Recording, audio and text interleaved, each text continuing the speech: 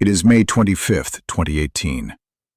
In an intensive care unit at Lovelace Medical Center in Albuquerque, New Mexico, a monitor flatlines.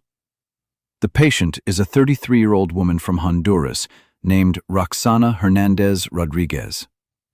16 days earlier, she walked up to a port of entry on the southern border and said one word that is supposed to protect a person: asylum. Now she is gone. The paperwork that will try to explain her death has not even been written yet. Immigration and Customs Enforcement releases a statement within days. It is brief. It says she died of cardiac arrest with symptoms of pneumonia, dehydration, and complications associated with HIV. 4 causes stacked into one sentence. Clean. Medical. The kind of sentence that closes a case rather than opens one. By the end of this video, you'll know why a second doctor, a former chief medical examiner with no connection to this family, flew across the country to examine her body a second time. You'll learn what he found on her back and her rib cage that the official report never mentioned. And you'll find out why, after the bruises and the lawsuit and a federal watchdog, not one person was ever criminally charged for what happened to Roxsana Hernandez in the 16 days she belonged to the United States government. Hold on to that number. 16 days. Start with who she was, because the system reduced her to an alien registration number, and it shouldn't have. Roxsana Hernandez grew up in Honduras, in a country the U.S. State Department itself lists among the most dangerous on earth for people like her. She was a transgender woman. In San Pedro Sula, that isn't an identity. It's a target. She told people she had survived attacks. She told people she was HIV positive, a diagnosis she'd carried for years without the consistent treatment that, in a functioning system, turns HIV into a manageable chronic condition rather than a death sentence. That detail matters later. Remember it. In the spring of 2018, she joined a caravan. Not a metaphor, an actual organized column of Central American migrants moving north through Mexico, a group that drew national headlines and a furious response from Washington. Inside that caravan was a smaller cluster of roughly 24 LGBTQ migrants who traveled together for safety, because even inside a caravan of the vulnerable, they were the most vulnerable. They walked, they rode buses, they slept in shelters. They pooled what little money they had. They took turns staying awake at night.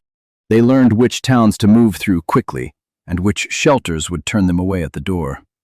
For weeks, that small band was the only protection Roxsana had.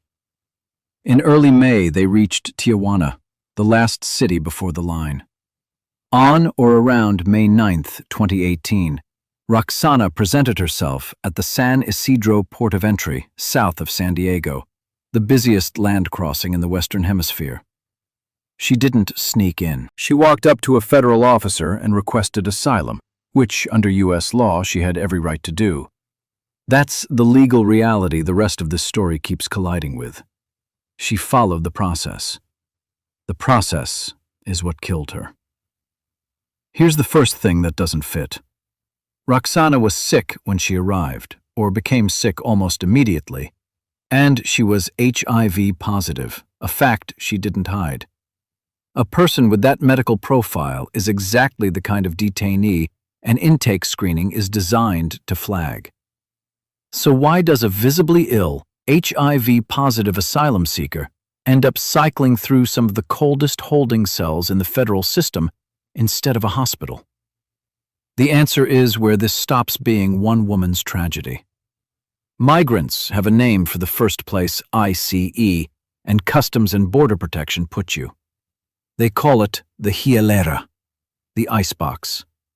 Holding cells kept deliberately cold, with concrete floors, mylar blankets, and lights that never go off, meant for short stays measured in hours.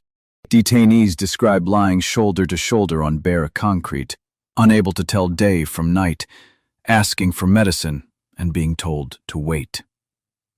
Roxsana, by multiple accounts from people who traveled with her, spent around 5 days in CBP custody at San Ysidro before she was ever moved deeper into the system. 5 days, in the cold, sick. Then she was transferred, and the place she was sent to is the strangest, saddest part of the whole geography. Cibola County Correctional Center sits outside the town of Milan, New Mexico, near Grants, a 2-hour drive west of Albuquerque along Interstate 40. It's run not by the government, but by Core Civic, the private prison company formerly known as Corrections Corporation of America, under contract with ICE. In 2017, Cibola did something almost no other detention facility in America had done. It opened a dedicated unit for transgender women. It was marketed as a solution, a safer place, a specialized pod for detainees who, in the general population, get assaulted at genuinely staggering rates. Think about what that means. The safest place the United States could offer a transgender asylum seeker in 2018 was a privately run prison in the New Mexico high desert, 600 miles from where she crossed. That was the reform. That was the good option. Roxsana arrived at Cibola around May 16th. Within roughly a day, she was in worse shape than the pod was equipped to handle. On or about May 17th, she was rushed to Cibola General Hospital, then transferred again, this time by ambulance, to Lovelace Medical Center in Albuquerque, into an intensive care unit. She'd been in the country for 8 days. She'd been moved through cold cells, a plane, a bus, a prison, 2 hospitals. Count the hands she passed through that week.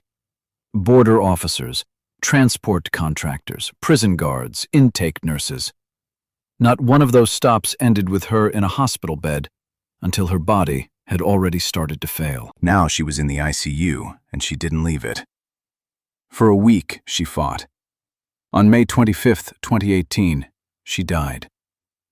ICE put out its statement, and on paper the case looked closed. Cardiac arrest, dehydration, HIV complications. The New Mexico office of the medical investigator conducted the official autopsy and ruled the cause of death as cardiac arrhythmia, an irregular heartbeat, driven by complications of dehydration in the setting of HIV infection.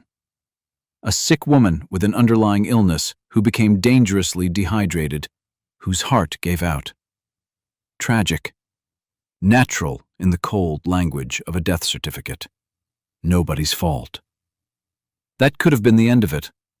Every year people die in ICE custody, and every year most of those deaths generate a press release and then silence. This time, someone refused to accept the silence. The Transgender Law Center, a national advocacy organization, and a team of immigration attorneys who specialize in detention deaths, took on Roxsana's case. Among them was R. Andrew Free, a Nashville lawyer who has built a practice around exactly these files. People who go into ICE custody breathing and come out in a coffin. They made a decision that changed everything.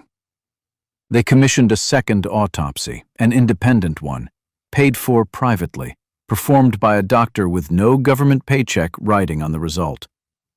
That doctor is Dr. Chris Sperry, the former chief medical examiner for the state of Georgia, a man who has personally examined thousands of bodies and testified in some of the most high-profile death cases in the country. He examined Roxsana Hernandez. What he documented is not in the official report.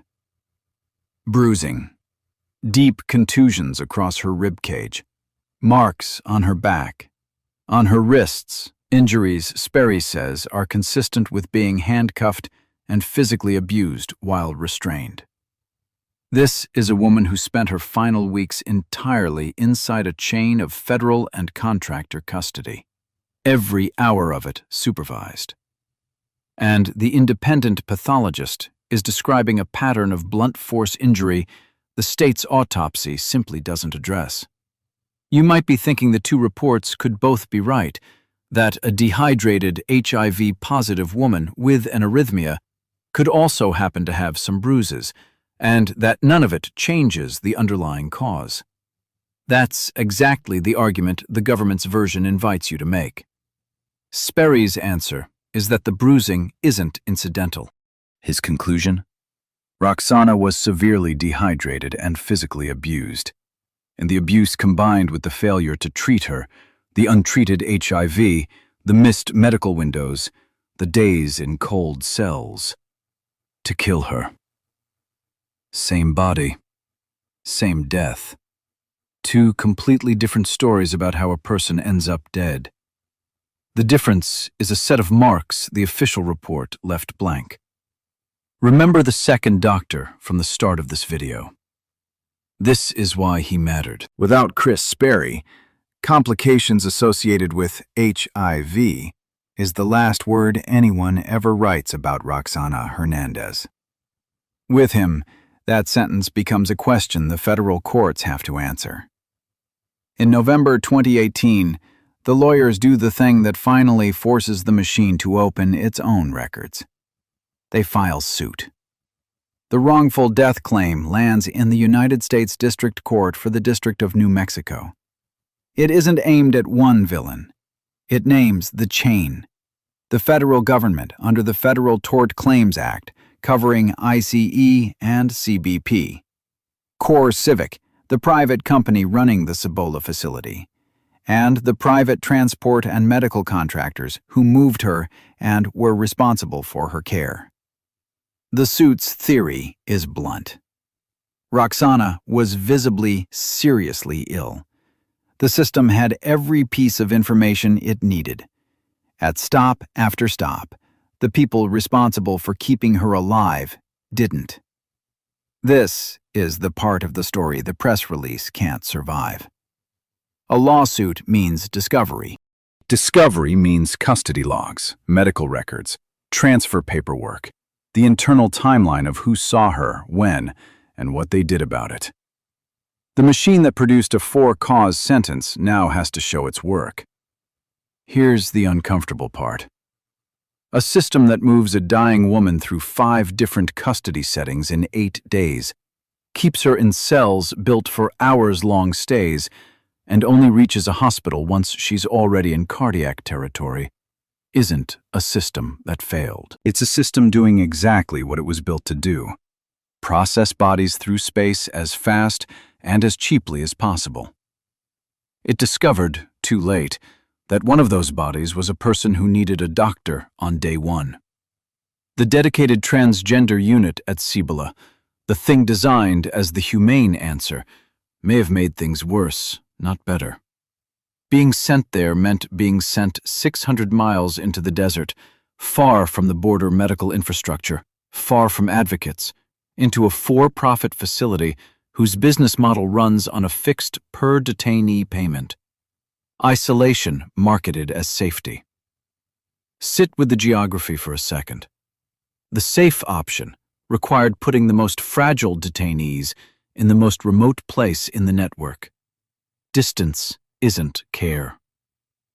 While the lawsuit grinds forward, the case does what the family's lawyers hoped. It stops being about one woman. Members of Congress take it up. Lawmakers write to the Department of Homeland Security demanding answers about how ICE screens, houses, and provides medical care to transgender detainees. The name Roxsana Hernandez starts appearing in hearing rooms and oversight letters. A Department of Homeland Security watchdog reviews the medical care she received in custody and reaches a conclusion the original press release didn't.